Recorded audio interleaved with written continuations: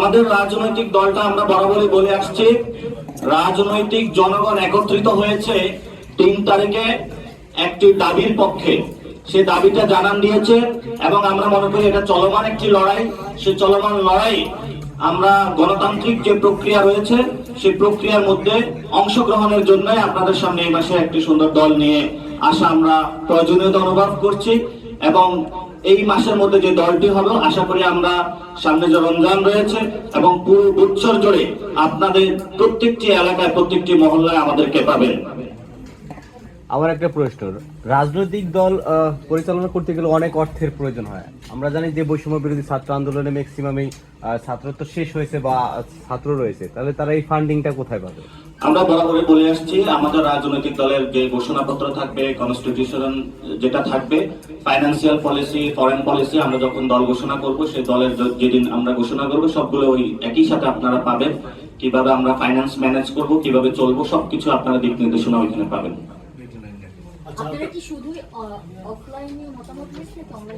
আমরা আমাদের যে অফলাইনও 1 লক্ষ লোকের কাছে যাব, আমরা অনলাইনও 1 লক্ষ লোকের কাছে আমরা আমাদের টার্গেট বা লক্ষ্যমাত্রা আছে।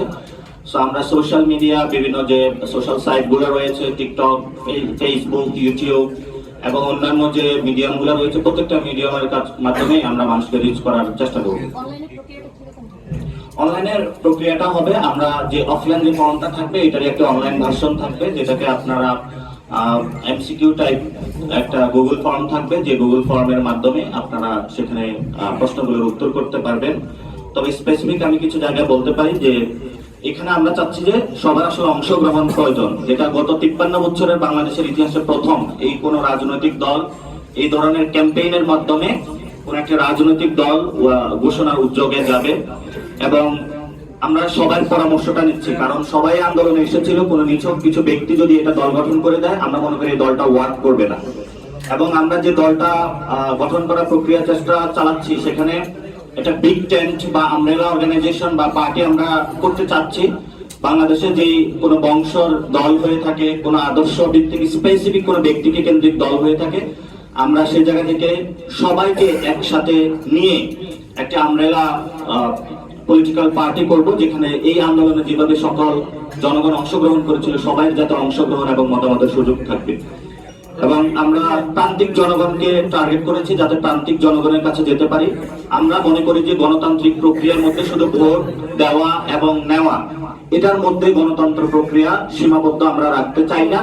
আমরা গণতন্ত্রের পূর্বা এবং পর এই যে একটা দীর্ঘ প্রক্রিয়া, পুরো প্রক্রিয়ার মধ্যে স্বচ্ছতা, জবাবদিহিতা এবং জনগণের কাছে যে প্রতিশ্রুতিটা আমাদের থাকবে এবং জনগণ যে তাদের ফর্মের মাধ্যমে যে কমিটমেন্টটার জায়গাটা আমাদেরকে দিবে সেই বিষয়গুলো আমরা রিফ্লেক্ট করার প্রচেষ্টা চালাবো। এবং এটার মধ্যে কিন্তু জনগণ থেকে আমরা দলের নাম এবং প্রতীকটা পাবো। এবং এই 53 বছরের ইতিহাসে এরকম একটি ইউনিক উদ্যোগ কোন পলিটিক্যাল পার্টি বাংলাদেশে নেয়নি। এবং ভারতীয় মহাদেশের যে ইতিহাস রয়েছে এখানেও একটি ইউনিক এই গঠন প্রক্রিয়া আপনারা ইতিহাস স্টাডি করলে পাবেন।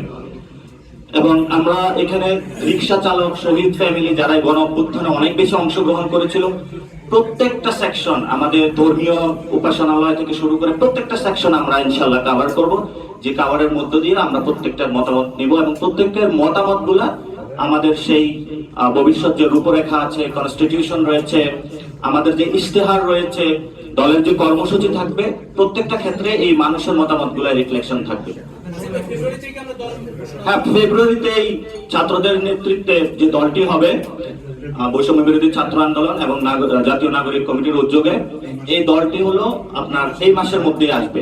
এবং আমরা বরাবরই বলে থাকি যে বৈষম্য বিরোধী এবং জাতীয় নাগরিক কমিটির যে অংশটা রয়েছে এবং বিশাল অংশ এখনো যারা রাজনীতি সচেতন হয়েছে, যারা এখনো ক্লাসরুমে আছে, বিভিন্ন জায়গায় আছে, তাদেরকেও কিভাবে অংশগ্রহণ করা যায় এটা ক্যাম্পেইনের একটা উদ্দেশ্য। সো আপনারা যারা সাংবাদিক বৃন্দ রয়েছেন, আপনারা জাতির বিবেক এবং একটি দর্পণ এবং মিডিয়া, আপনার জাতির সাথে কথা বলার আপনার একটা মিডিয়া, আমাদের যে ক্যাম্পেইনটি রয়েছে